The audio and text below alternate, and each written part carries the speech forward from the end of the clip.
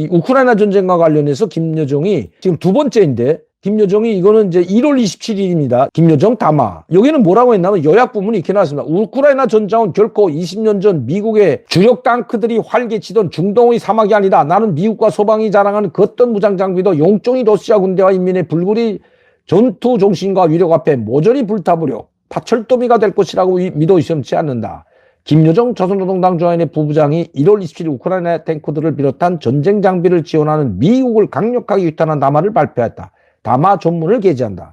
그 내용이 바로 미국과 소방, 우크라이나를 지원하는 미국과 소방에 대한 맹비난입니다. 좀 나토에 대한 맹비난이죠. 바로 이때 왜 이렇게 맹비난을 했는가 하면 그때 미국과 소방세계가 북한이 러시아에 무기들을 비밀리에 지원하고 있다는 이런 언론 뉴스들을 발표했기 때문입니다. 이러자 김여정이 발끈하여 미국과 소방에 대해서 강력하게 비방을 했는데 여기는 우크라이나나 젤렌스키 대통령에 대해서는 이런 방구도 하지 않았습니다. 그러나 이번에는 대놓고 젤렌스키 대통령을 대놓고 맹비난하고 입에 담지 못할 이야기를 해대고 있는데 러시아의 우크라이나 침공을 정당화하기 위해서입니다. 그리고 이 정당한 전쟁에 자기들이 지원군 명목으로 파병을 지금 준비하고 있기 때문이죠. 그 내용을 보게 되면 젤렌스키 이름을 빼고 윤석열 대통령의 이름을 보면 우리에게 맹비난하는 내용과 다를 바 없다는 것입니다. 젤렌스키 대통령을 빗대서 우리 대한민국을 경고하고 나선 김여정. 그러면 직접 우리를 겨냥해서 하면 되는데 왜 이렇게 젤렌스키 대통령을 겨냥해서 이런 맹비난을 하고 나섰을까요? 그리고 우리는 being 애들러서 경고하는 형태로 비난을 했을까요? 바로 그것은 파병이 임박했고 또 우리에게도 보여주는 이 한국도 핵무장을 하게 된다면 또 아무리 핵우산 밑으로 기어 들어가도 너희들은 우리의 핵을 피할 길이 없다는 것을 지금 강조하고 있다는 것입니다. 2월 19일 그리고 2월 금년도지요. 지난 2월 19일과 2월 20일 연이어 김여정이 담화문을 발표했고 또 3월 7일에도 담화문을 발표했죠. 그리고 4월 첫 주에 4월이 시작되자마자 어제 4월 1일 젤렌스키 대통령을 맹비난하고 나섰습니다.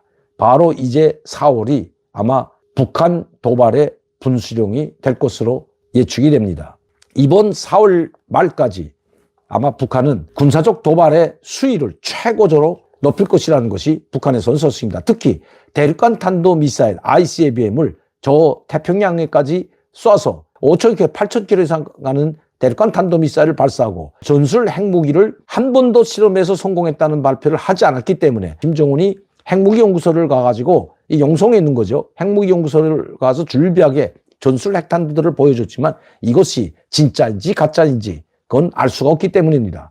그리고 직접 김정은이 손을 놓고 핵탄두를 만진다면 이것은 이 100% 모형이라고 볼 수밖에 없는 거죠. 그러나 이 모형을 내놨더라도 진짜 이런 모형의 핵탄두들을 전술 핵탄두들을 수십 기 만들었다는 것을 지금 우리에게 보여주고 있는 겁니다. 이 전술 핵무기 실험도 임박했고 또한 김정은이 이번 8기 7차 당 전원회에서 이야기했듯이 작년 12월부터 금년 1월 1일까지 발표했던 그 김정은의 보고서 빠른 시일 내에 인공정찰 위성을 곧 쏘아올리게 될 것이라고 이야기했고 그렇게 지시를 내렸습니다.